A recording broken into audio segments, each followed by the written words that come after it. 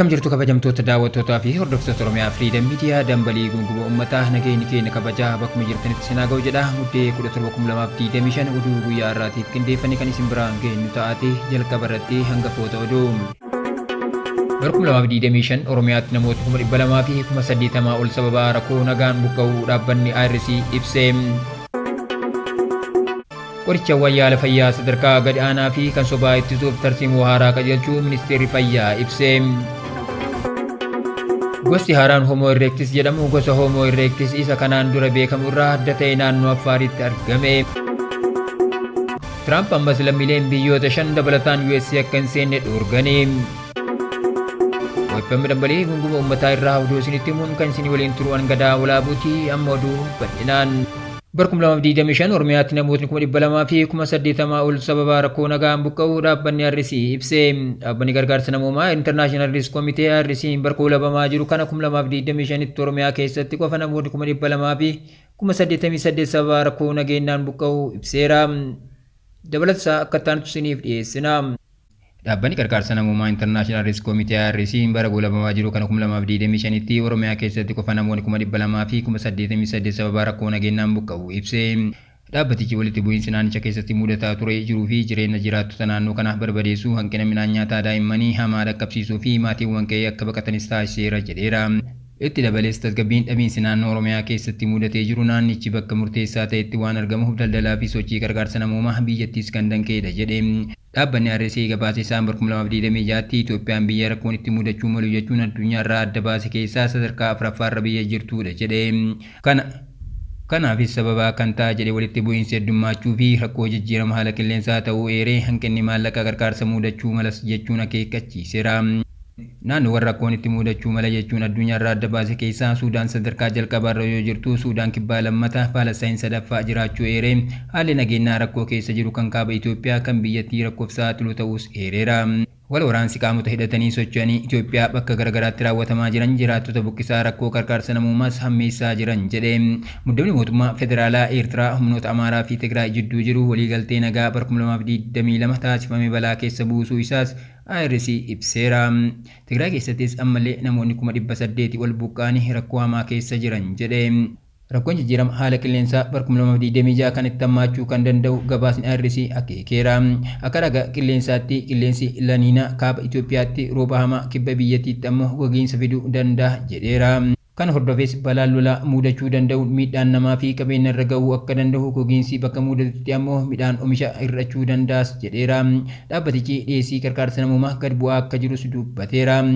Keessumaa waggaa darbe kana gargaarsi dhiyaatu dhibbantaa 50 gadi kufuu eere.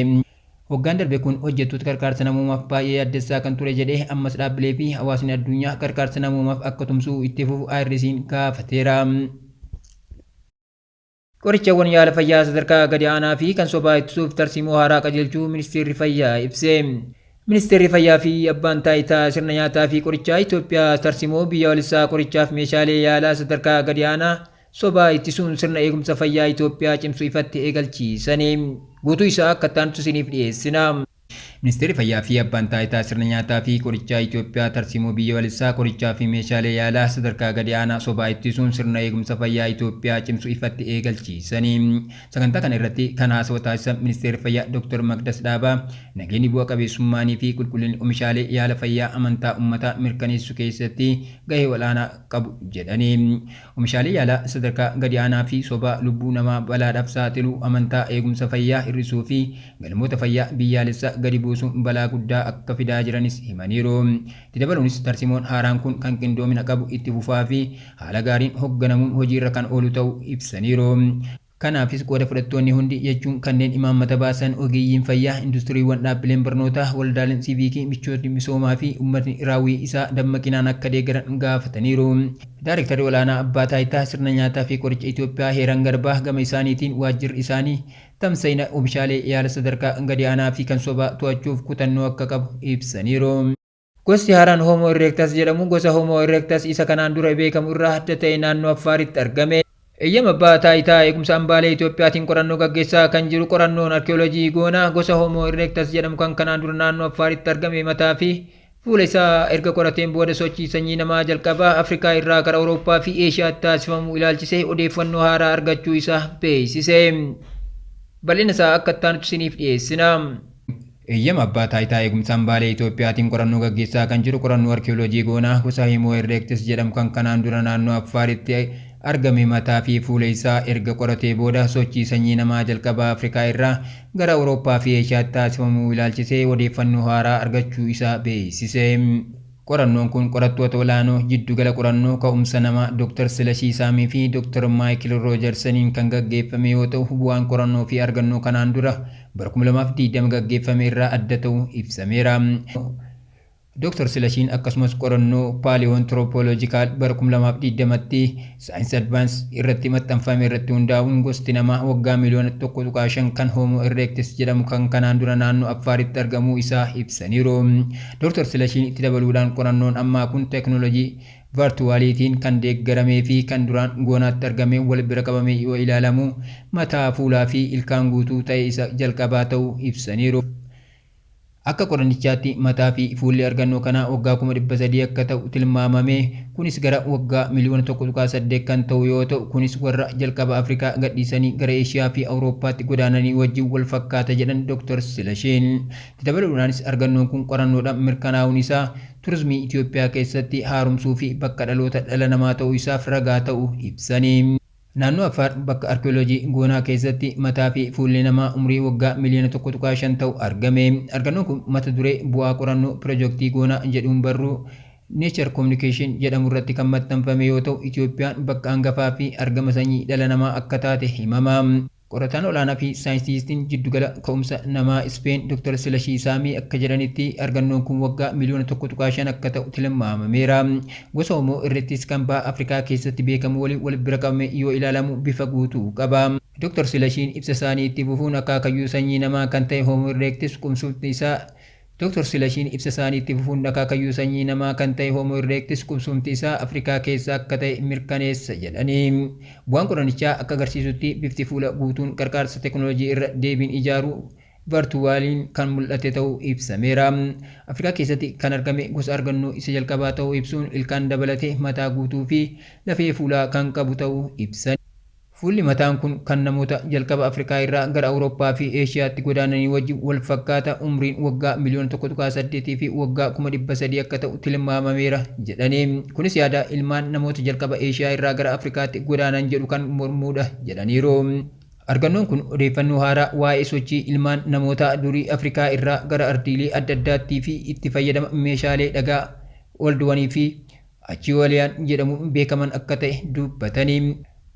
Meeshaaleen dhagaa kana Homo erectus waliin argamuun isaanii qorannoo arkeeoloojii keessatti baay'ee kan hin argamne yoo ta'u argannoo gonoo dinqisiisaa ta'e. Tiraamp ammas lammiileen biyyoota 5 dabalataan US akka hin seenne dhoorganii.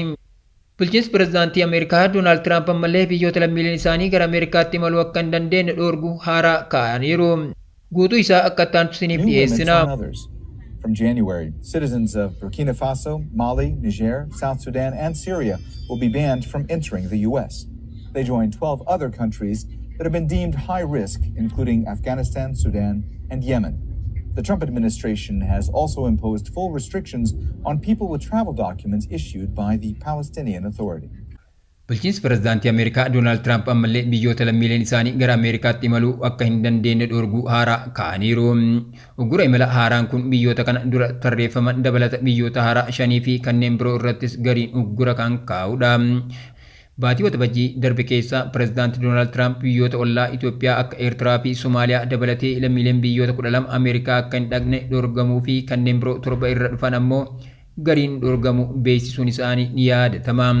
Kibxata kaleessaa ammoo lammiileen biyyoota akka Burkina Faso, Maalii, Niijar, Suudaan Kibbaa fi Siriyaa akkasumas namoota paaspoortii abbaa taayitaa Filistiin qaban irratti dhoorgii haaraan kaa'ameera.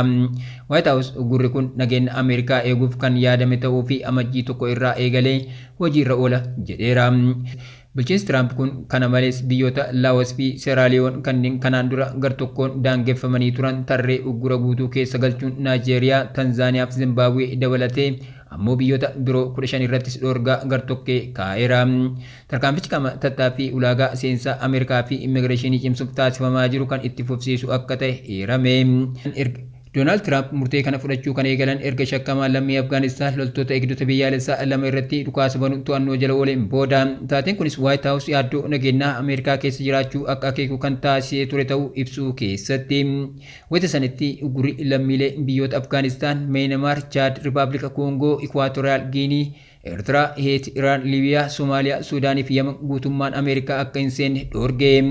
Lammiileen biyyoota akka Burundii, Kuubaa, Laawus, Seeraaliyoon, Togo, Turkmenistaanii fi Venezuelaa irraa dhufan irratti ammoo dhoorgaa gariin kaa'anii ture. Amma biyyoota shanan dabalataan biyyoonni 15 tarree biyyoota uggura gartokkeen irra kaa'ame keessatti dabalamaa jiru. Isaanis Angoolaa, Antiguwaa fi Baarbuudaa, Beeniin, Kootidivuwaar, Doomiinikaa, Gaabon, Gaambiyaa, Maalaawii, Mooritaaniyaa, Naayijeeriyaa, Seenegaal, Tanzaaniyaa, Toongaa, Zaambiyaa fi Zimbaabuwee fa'a. Doonaald Tiraamp bara bulchiinsa isaanii marsaa jalqabaa bara 2017 keessa ajaja wal fakkaataa kan dabarsan yoo ta'u kunis mormii cimaa biyya keessaa fi biyya alaa irratti kaasaa ture. Imaammatichi boodarra mana murtii olaanaa Ameerikaatiin raggaasifameera. Waayit Haawus hanga biyyoonni rakkoo kanaan miidhaman bulchiinsa eenyummaa odeeffannoo waliif qooduu fi aangawoota immigireeshinii Ameerikaa waliin tumsa gochuu irratti fooyya'insa gaarii agarsiisanitti akka turu ibseera. Uggurri kun jiraattota dhaabbataan seera qabeessa ta'an namoota viizaa qaban dippiloomaatota atileetota taateewwan ispoortii gurguddoof imalan hedduu hin ilaallatu. Qondaaltonni akka jedhanitti bakka imalli dantaa biyyaalessaa ta'ee itti mul'atuttis dhimma tokko tokkoon dhiifamni ni jiraata jedhu. Bulchiinsi Tiraamp uggura imala haaraa kana kaa'uu isaaniin lakkoofsi biyyoota lammiileen isaanii gara Ameerikaa seenuu irratti dhoorgaa guutuu gartokkeen kaa'ame 19 irraa gara 39tti ol guddateera. Akka Ameerikaan jettutti biyyoonni gara USA akka hin seenne dhoorgaman kunneen hedduun isaanii malaammaltummaa bal'aa, sanadoota sobaa, amanamummaa hin qabnee fi galmee yakkaa kan lammiileen isaanii gara Ameerikaatti imaluuf qorachuun rakkisaa ta'e qabu. Akkasumas biyyoonni tokko tokko namoota hanga viizaa isaanii ol turan lammiilee isaanii Ameerikaan biyyaa ari'uu barbaaddu hanqina waliigalaa qaban hedduu ta'uu fi qorannoo tasgabbiif to'annoo mootummaaf rakkoo ta'an akka ta'e ibsaniiru. Waayit Haawus dhimma kana irratti dhoorgiif daangeffamni kun lammiilee biyya alaa Ameerikaa waa'ee isaanii balaa isaan geessan madaaluuf kaayyoo imaammata alaa nageenya biyyaa fi farra shororkeessummaa barbaachisoo biroo fudhachuuf barbaachisaadha jedhe.